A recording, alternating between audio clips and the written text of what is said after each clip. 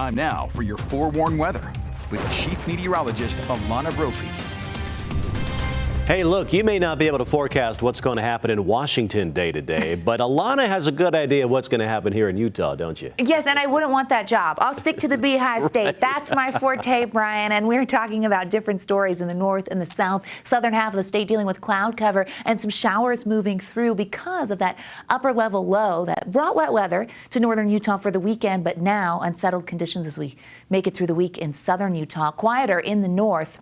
We see that cloud cover. Now, there is a radar outage for Utah, and that includes the Salt Lake radar and the Cedar City radar. We expect it to come back online, but we have been tracking the cameras, and we know that moisture is moving from east to west today. Live view from the ABC4 studios, our Colonial Flag Tower camera. So we sit at 37 degrees. It's a pretty shot, but you notice that layer of haze in our valleys in the north. Even though we're dry, we're adding particulate matter, and we're seeing air quality change. Moderate air quality in Salt Lake County right now, and it's going to stick around into tomorrow. Temperatures in the 30s out there, 27 in Provo where we're really socked in, 40s in Moab, 36 near Lake Powell. They're anticipating a little bit of snow overnight, 43 in St. George where we have seen on and off wet weather. Camera showing that wet pavement down there in southern Utah.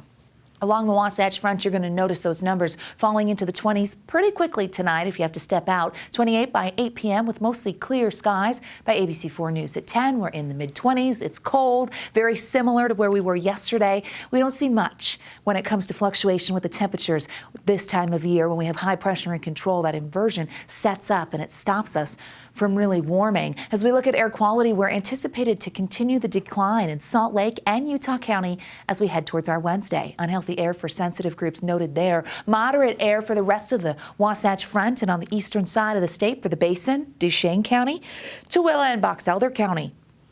Also going to see that haze building. You'll see it, you'll feel it, and we don't love it, but we could see some changes. Futurecast walks us through them.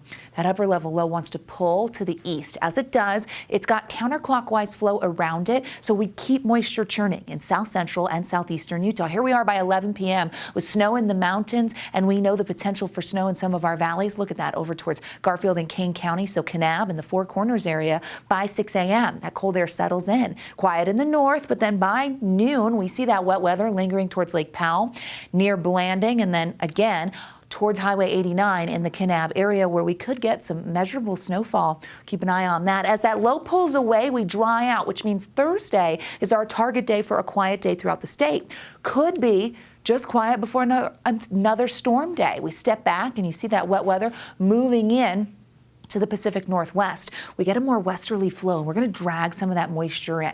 That means northern Utah could see precipitation potential on the rise as we head into the weekend. Okay, really impacts the mountains and some of our valleys, but it looks like down through about Juab County, we have this chance of seeing some wet weather. Here's why. It's early, but as we step back, the positioning of that low and the positioning of the high, the ridge, will allow for that westerly flow to drag some Pacific moisture, tap into an atmospheric river, and so we'll get warming temperatures, but we could see some valley rain and some mountain snow. So this could be the setup as we head into the weekend, and that would be the next time northern Utah actually sees a little bit of moisture. Forewarning you early. We'd love to do that. Want to make sure that you know what's coming.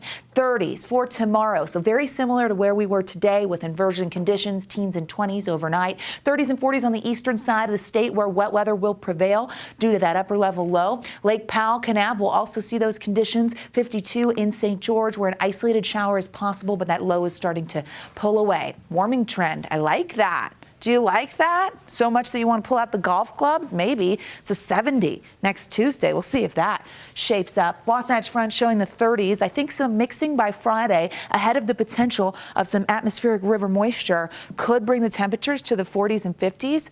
Hey, I wanted to show you tomorrow too, but 40s and 50s, not bad considering that we've been sitting in the 20s and 30s for quite some time. Wet weather potential. That would be valley rain, mountain snow.